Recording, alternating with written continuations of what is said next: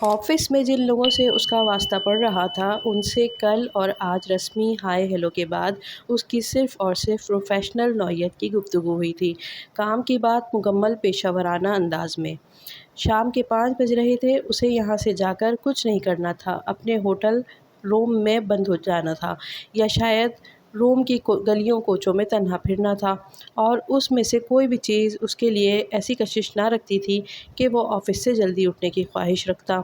मगर चूँकि office time ख़त्म हो चुका था, एक-एक करके सारा ऑफ़िस खाली हो रहा था, सो वो भी ऑफ़िस से निकल आया था।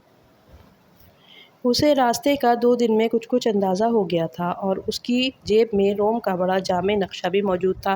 गोया रास्ता भटकने का इम्कान न था। चुनांचे बजाय मेट्रो स्टेशन की तरफ जाने के उसने पैदल अपने होटल जाने का फ़ैसला किया। ये जून का महीना था और रोम में मौसम ख़ासा खुशगवार था।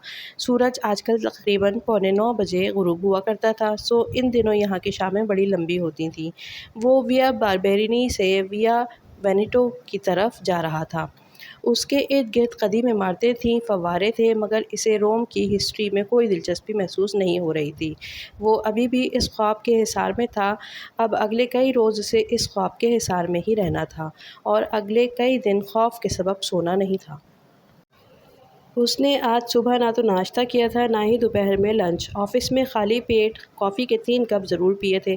उसे सड़क के किनारे एक पिज़्ज़ेरिया नज़र आया, तब उसे अपने आज तमाम दिन कुछ भी ना खाने का एहसास हुआ। वो यहाँ से पिज़्ज़ा खाता हुआ चला जाए, फिर होटल के कमरे में बंद होकर रात गए तक अपना ऑफ़िस का काम करता रहेगा। उसने दिल ही दिल में तय किया। अभी चूँकि डिनर टाइम नहीं हुआ था, इसलिए इस छोटे से पिज़्ज़ेरिया में उसे मेज़ों पर 2-4 लोग ही बैठे नज़र आए। वो अपना पिज़्ज़ा ऑर्डर करने काउंटर पर आ गया था, मगर इटली में इटालियन सीखे बगैर अपने लिए कुछ ऑर्डर करना इस कदर मुश्किल काम है, इसका इसे अंदाज़ा नहीं था। पिज़्ज़ा ऑर्डर करने की कोशिश करते हुए उसको तकरीबन 10 मिनट गुज़र गए थे। काउंटर के पीछे खड़े दरमियानी उम्र के इटालियन मर्द और औरत अंग्रेज़ी से कतई नावाकिफ़ थे। वो दोनों मर्द औरत खुश अखलाक़ी से मुस्कुरा कर उसके अंग्रेज़ी लफ्ज़ों के जवाब में मुख्तलिफ़ अशिया उठा कर इसे दिखा रहे थे।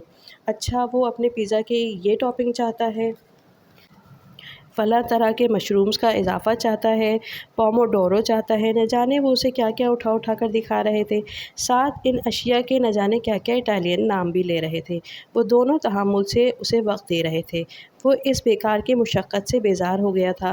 बेहतर यही है कि वो अपने होटल में जाकर खाना खाए, जहाँ अंग्रेज़ी समझी भी जाती है और बोली भी जाती है। क़रीब था कि वो अंग्रेज़ी ही में उन दोनों का शुक्रिया अदा करता वहाँ से पलट जाता कि अचानक बिल्कुल पीछे वाली मेज़ से उठकर एक इटालियन लड़की उसके पास आई।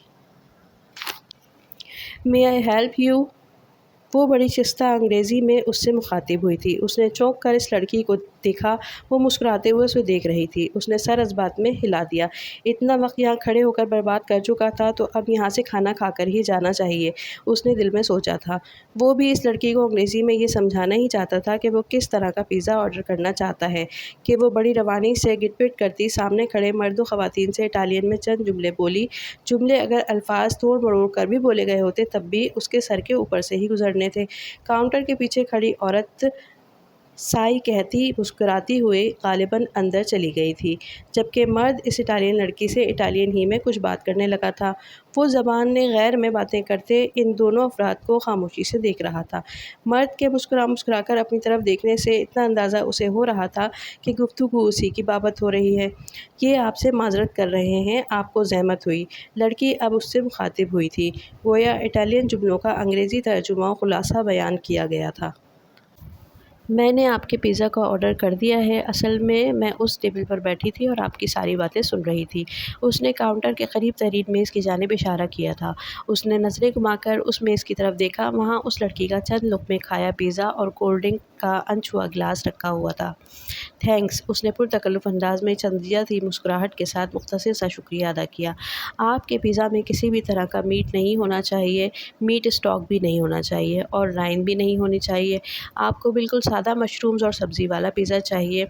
"Yes, thanks again." इस बार उसने ये अल्फ़ाज़ संजीदगी से कहे।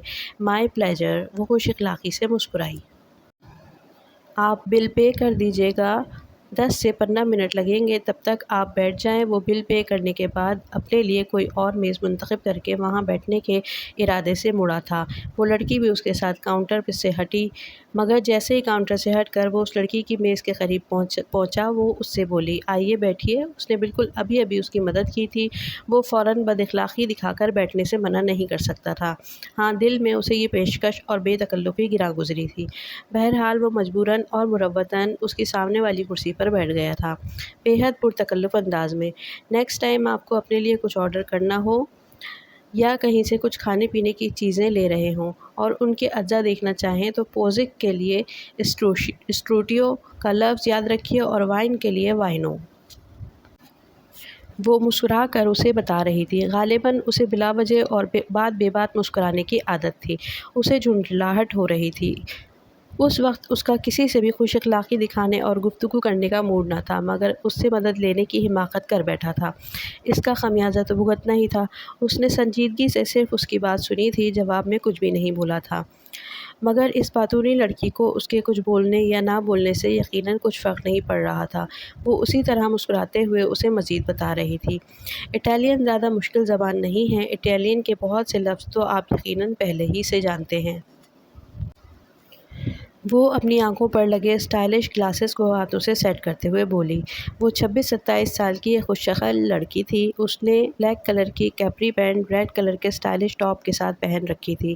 اس کے سلکی بال سرمئی مائل براؤن کلر کے تھے اور اس نے ان کی اونچی پونی بنا رکھی تھی۔ لبوں پر سرخ رنگ کی لپسٹک لگی تھی۔ اس کے خوبصورتی سے تراشے ناخنوں پر سرخ رنگ کی نیل پالش لگی ہوئی تھی۔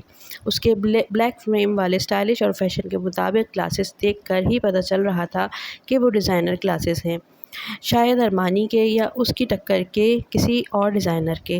دیگر تمام اٹالینز کی طرح فیشن اور اسٹائل یقیناً اس کے لیے بھی بے حد اہمیت رکھتا تھا۔ اس کے انداز شاہانہ تھے اور اس کی شخصیت میں ایک وقار تھا۔ جب وہ اس کے بالکل سامنے بیٹھی اس سے گفتگو کر رہی تھی تو بغیر کسی دلچسپی کے ہی صحیح، پر وہ اسے دیکھ تو رہا تھا۔ گریزیے شکریہ کو بولتے ہیں، یہ تو پتہ ہوگا نا آپ کو؟ جی۔ اس کے طویل جملوں کے جواب میں اس کے جملے 1 یا 2 الفاظ سے زیادہ طویل نہیں تھے۔ البرٹو اور سلویا میاں بیوی ہیں اور میں چھوٹی سی تھی نا جب سے یہ دونوں یہ پیزیریا چلا رہے ہیں۔ جن معلومات کے حصول میں اسے قطعاً کوئی دلچسپی نہیں تھی، اسے وہ فراہم کر رہی تھی۔